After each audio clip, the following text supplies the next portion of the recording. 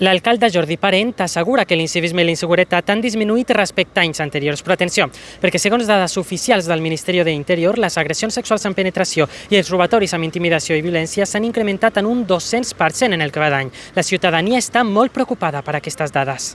La percepció d'inseguretat entre els ciutadans s'ha augmentat en els últims mesos, especialment després de l'increment del 200% en agressions sexuals amb penetració i robatoris amb violència respecte a l'any passat. Davant d'aquestes xifres alarmants, els veïns d'Olesa expressen la seva preocupació sobre la seguretat als seus carrers. Alguns veïns consideren incòmode transitar per determinades zones del poble. Es incómodo ir por el pueblo según por qué zonas todavía.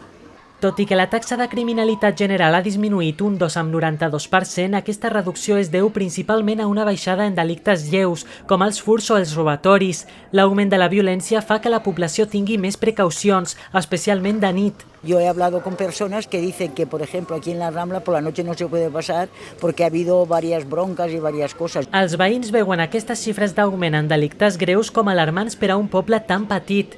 La verdad que es una cifra muy alta para una ciudad muy pequeña. Els ciutadans consideren que caldria investigar a fons les causes d'aquesta inseguretat. Sería para verificar qué clase de personajes hay y a qué se puede atener toda esta inseguridad. Amb aquestes preocupacions, els ciutadans reclamen que les autoritats prenguin mesures per garantir la seguretat en tots els espais d'Olesa.